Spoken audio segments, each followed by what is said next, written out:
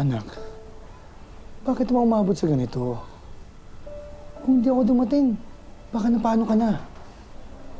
Para saan, Papa? Wala na naman sikat eh. Hindi ganun, anak eh. Sa tingin mo ba matutuwa sikat na sa pinagagawa mo? Wala na siyang pakialam sa akin.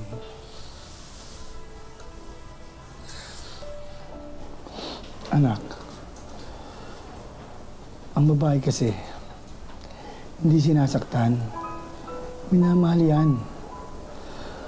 Kaya kung seryoso ka kay Kat, paglabas mo dito, ipakita mo sa kanya na nagsisisi ka. Hindi lang basta magsabi ka ng sorry. Ang sorry, hindi lang naririnig. Dapat nararamdaman din.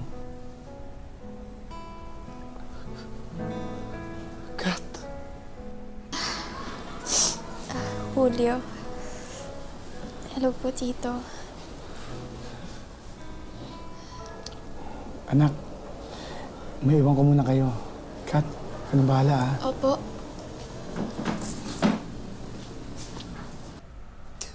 Kat, sorry ah. Sana di kita sinaktan. Ngayon lang ako nagkaroon ng babae na nagmahal at umitindi sa akin ng ganito. Tapos pag ginawa ko sa'yo, Sinabi ko naman sa tatay mo na hindi ako mabilis sumuko, di ba? Nasaktan lang talaga ako ng sobra, Julio.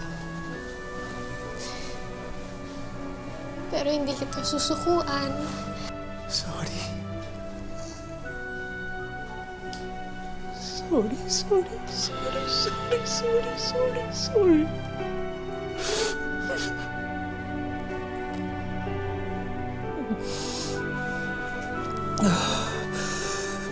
Palangga tagagat. Palangga git. Palangga taman ka, Julio. Palangga ko.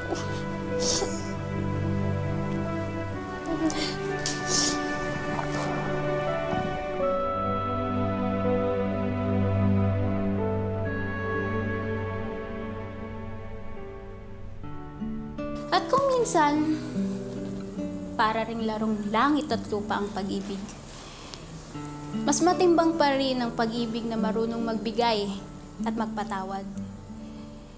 Dahil ito ang magpapaisa sa langit at sa lupa ng dalawang taong nagmamahalan. Alam mo, kinausap ko na lahat ng teachers ko. Humingi pa ako ng extra schoolwork para makabawi ko sa grades eh. Talaga? Alam mo ba, masaya akong nakikita kang ganyan. Nagsusumikap. Lahat to dahil sa'yo. Sige na, tama na siguro to.